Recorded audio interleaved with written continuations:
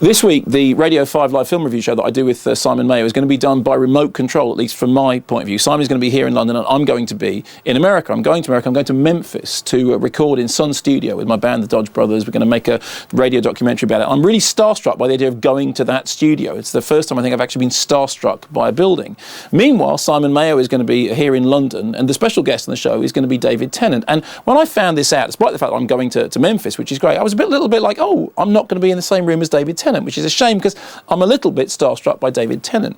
And these two things came together to make me think, wow, you know, there are still things that I can be starstruck by. And I was looking back over all the people that I've met over the years. And I've interviewed movie directors like Martin Scorsese and William Friedkin and Steven Spielberg, but actually the people that I've been genuinely struck by are often the smaller stars. The first time I ever met Linda Blair, I was almost speechless. And the fact that it was actually Linda Blair and she was actually there in the room, I was completely beside myself and not a little weird.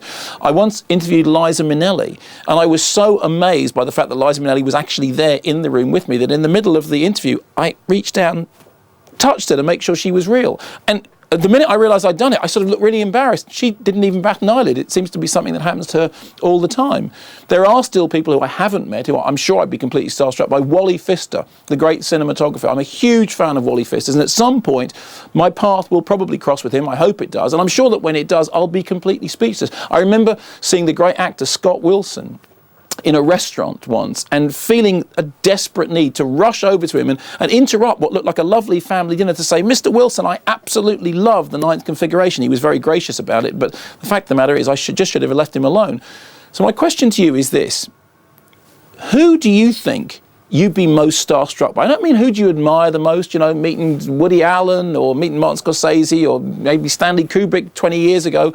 No. Who do you think you would be starstruck by? Who's got that magical thing, that strange essence, that weird eeriness that actually leaves one in a state of genuine bemusement? Who would you be starstruck by?